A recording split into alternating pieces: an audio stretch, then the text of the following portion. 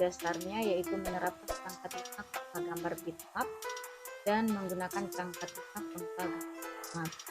Tujuan dari pelajaran kita, jadi ditetapkan setelah dari sekian pelajari materi ini, yang pertama itu kan Photoshop atau gambar bitmap ya, kita menggunakan Photoshop. Kedua, kita menyebarkan tools Photoshop lengkap dengan fungsinya. Untuk poin 3 dan 4 ini insya Allah akan kita pelajari di kesempatan selanjutnya.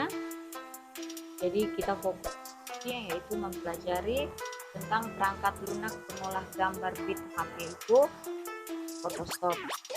Kali ini Photoshop yang saya gunakan yaitu Photoshop CS6. Oke ya anak-anakku sekalian, jadi ini adalah tampilan awal dari Photoshop. Ini saya screen dari Photoshop yang saya gunakan yaitu CS6.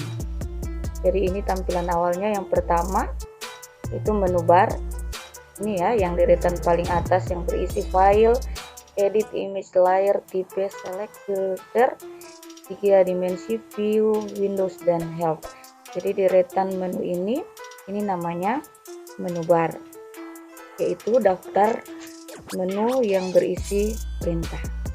Oke, lanjut yang bagian bawahnya ini yang ada icon-icon gambar-gambar kecil, ini namanya option bar. Ini ya yang deretan kedua namanya option bar. Dia menampilkan ikon pengaturan tambahan atau icon khusus dari tools pada toolbox. Oke, lanjut yang nomor 3, deretan ketiga ini ya. Ini itu namanya dokumen Windows bar.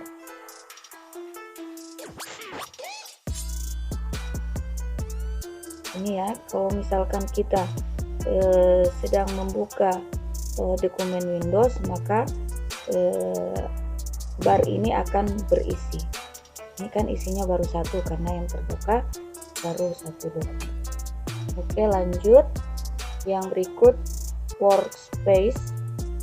Ini berisi pilihan untuk mengatur panel yang berbeda. Ini ya.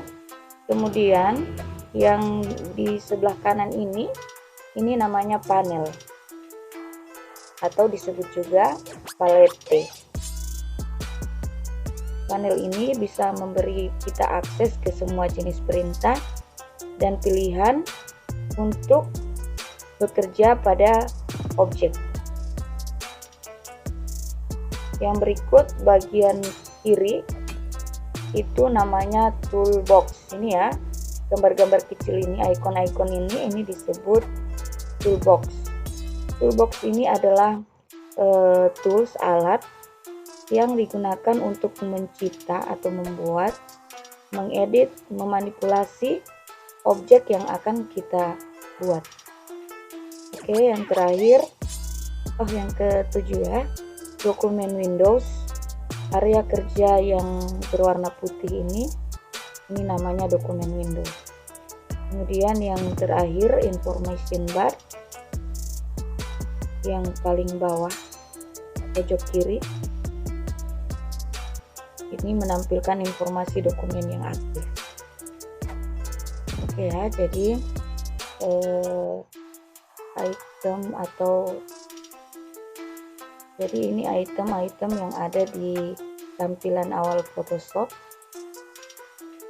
Untuk pertemuan awal Photoshop ini semoga kalian bisa ingat, dan untuk selanjutnya nanti berkembang di praktikum di pertemuan selanjutnya.